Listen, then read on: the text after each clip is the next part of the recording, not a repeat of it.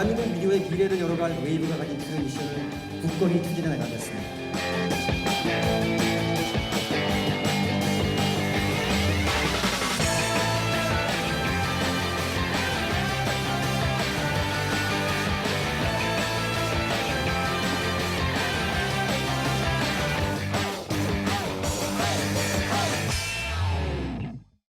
네, 요즘 인터넷으로 드라마나 예능 프로그램, 영화 보시는 분들 상당히 많아졌죠. 스마트폰이든 책상에 놓인 컴퓨터든 인터넷을 통해서 영상 콘텐츠를 제공하는 서비스, OTT 서비스라고 합니다.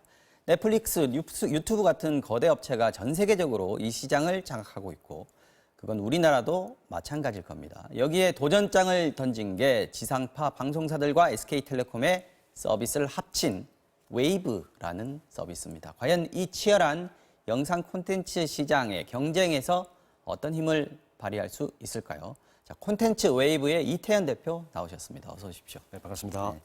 자, 우리가 일단 OTT 서비스 이게 뭔지부터 좀 알아보고 제가 잠깐 설명을 하긴 했습니다만 네. 넷플릭스가 OTT 서비스다. 여기까지는 알고 있습니다. 네. 정확하게 뭡니까?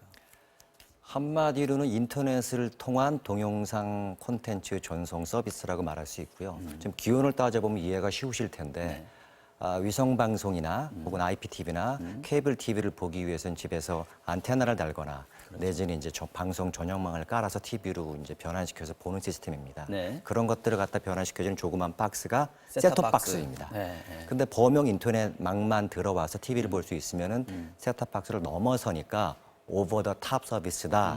이렇게 이제 이해를 하시면 되겠습니다. OTT가 오버 더 탑의 맞습니다. 이니셜이군요. 예, 셋탑 박스를 넘어서는 서비스이고 범용 인터넷망을 통해서 콘텐츠와 동영상을 서비스 받는다. 이렇게 보시면 되겠습니다. 지금 TV 프로그램은 TV로 보고 영화는 영화관에서 본다 이런 거는 정말 옛날 얘기가 됐습니다. 그만큼 인터넷으로 이 OTT 서비스로 보는 사람들 상당히 많아졌다는 얘기인데 어느 정도입니까? 수치로 보면은 뭐 방송통신위원회 수치를 보면 폭발적으로 증가를 하고 있는데요. 쉽게 보시면은 이제 TV를 보기 위해서 집에서만 기다려야 되고 네. 영화를 보기 위해서 영화관을 가는 게 아니고 가정이나 혹은 대중교통 안에서 커피숍에서 네. 강의실에서 언제 심지어 걸어다니면서. 맞습니다. 언제 어디서나 동영상을 소비할 수 있기 때문에 OTT가 이제 핫 이슈가 되는 것입니다. 이용자들은 늘어났는데 그렇다면 시장도 커졌다 이렇게 네네. 봐야 되겠습니다. 국내 OTT 시장 어떻습니까? 네, 국내 시장은 그 규모가 정말 기하급수적으로 증가하고 있고요. 방송통신위원회 자료에 따르면 네. 2015년에는 3,100, 700억 선이었었는데 네. 1년 사이에 4,800억으로 한 50% 이상이 증가가 되었고요. 내년인 2020년을 따져보면은 전망치가 7,800억, 8천억 가까이 될 걸로 예상을 합니다. 또 이제 질문 주신 것처럼 이제 국내 OTT 서비스로는 말씀하신 웨이브가 있고요. 네. 또 올레 TV가 있고 티빙이 있고 왓챠가 있습니다. 많이 있군요. 네, 지금 국내도 현재도요. 있고요. 네. 또 해외는 넷플릭스. 유명한 넷플릭스, 유튜브도 OTT 서비스이고요. 네. 또 디즈니 플러스도 준비 중이고, 네. 애플 TV 플러스도 준비 중이고, 애플도 하고. 예, HBO 맥스도 준비 중이고, OTT 대전입니다. 전 세계적으로 전 세계적으로 전쟁이 벌어져 있다. 이미요. 그런데 지금 우리나라에서 지금 이 웨이브라는 서비스를 새로 론칭을 한단 말이죠. 네네. 이게 원래도 지상파 방송 3사들이 연합한 푹이라는 서비스가 있었고요. 맞습니다. SK텔레콤도 자체 OTT 서비스가 있었지 않습니까? 맞습니다. 이게 두 개가 합쳐져서 웨이브가 됐다 이렇게 보면 됩니까? 맞습니다. 방송 3사, 지상파 3사가 만들었던 푹이라는 서비스는 방송 3사와 기타 종편과 여러 가지 80개 채널의 실시간 방송과 네. 무제한 VOD와 영화 시리즈 등 이렇게 콘텐츠 라이브러리는 상당했었고요. 네. 또 무선 통신 사업의 강자인 SK텔레콤은 유저들 이제 소비자들을 상대로 엄청난 자본력과 마케팅이 있었죠. 마케팅 능력은 뭐 통신사들은 다 갖고 있다고 봐야죠. 맞습니다. 네, 막강하다고 봐야죠. 양측이 다 장점이 있으나 사실 성장의 한계가 있기 때문에 이종 결합을 통해서 보다 강력한 미디어 플랫폼을 만들겠다는 목적의 방송 콘텐츠 제작과 통신 서비스의 결합. 마케팅. 네. 네, 마케팅. 콘텐츠와 자본, 콘텐츠와 기술, 콘텐츠와 마케팅의 결합입니다. 실제로 이게 하겠다라고 한 거는 올해 초였지 않습니까? 네. 실제 서비스는 이제 뭐 오늘부터 시작한다고 네, 제가 오늘 들었습니다만. 출범이고 오늘 서비스 출시였습니다. 네.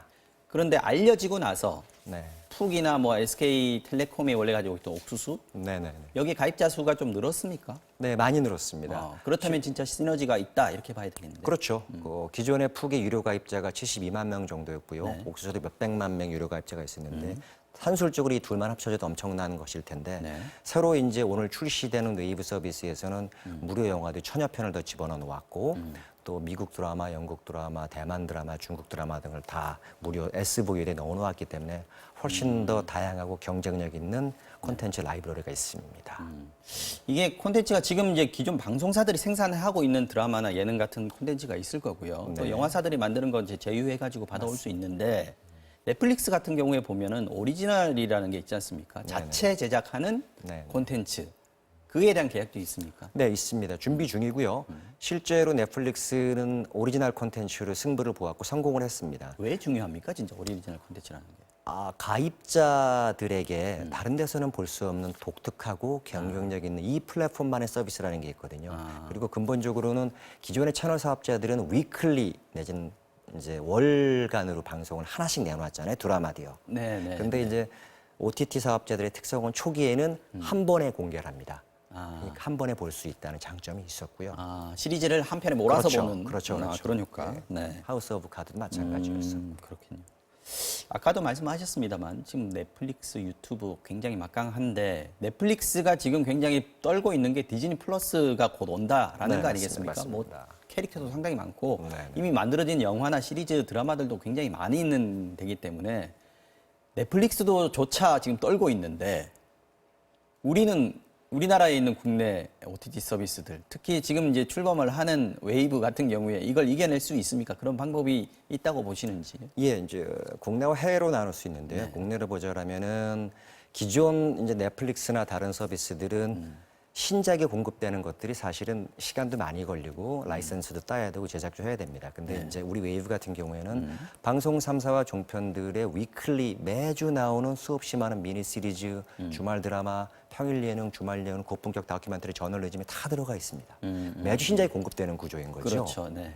이 라이브러리는 엄청난 것입니다. 그리고 콘텐츠라는 것들이 사실은 아무래도 언어 장벽도 있고 그러니까 자국 콘텐츠가 우선 소비되고요. 인도 시장만 보더라도요. 네. 그러니까 국내 시장에서는 충분히 경쟁이 가능하고요. 국내 시장을 기반으로 해서 해외로 진출했을 경우에도 뭐 글로벌리 보면은 유럽 영어권 시장에 넷플릭스나 아마존 프라임이 유리할 수 있겠지만 동경부터 이스탄불까지는 아무래도 한국 콘텐츠, K-팝, 한류에 네. 기반한 우리 콘텐츠가 경쟁력이 있을 거라고 판단을 합니다. 이게 장기적으로 보는 거 아닙니까? 지금 단기적으로 당장 해외 진출, 뭐 해외 시장 공략 이런 게 계획이 나오고 있나요? 네, 어떻습니까? 그거는 단계별로 그거를 뭐 지금 당장 진출해서는 리스크가 크니까요. 단계별로 해외 여행자를 우리 한국인 여행자를 대상으로 한 서비스, 그다음에 현지 교민을 대상으로 한 베타 테스트 서비스, 그다음에 직접 진출할 쪽에도 지사를 만들 것이냐, 현지의 통신사와 제휴할 것이냐, 현지의 방송사나 제작사와 제휴할 것이냐가 다 케이스 바이 케이스 모델이 달라질 것입니다. 해외 막강 서비스와 경쟁을 하려면 정부 지원도 좀 필요할 것 같습니다. 맞습니다. 어떤 게 맞습니다. 필요합니까? 사실은 OTT는 아직은 규제의 틀에 들어와 있지는 않습니다. 약하게. 근데 이제 아직 성장 초기 단계이기 때문에 규제보다는 성장에 이제 그 방점을 찍어주는 그런 것들이 필요하고 해외 진출이나 세금 문제, 망 사용료에 있어서도 정부의 긴밀한 협의가 필요합니다. 알겠습니다. 자, 지금까지 토종 OTT 연합군 콘텐츠 웨이브의 이태현 대표 말씀 들어봤습니다. 오늘 나와주셔서 고맙습니다. 네, 고맙습니다.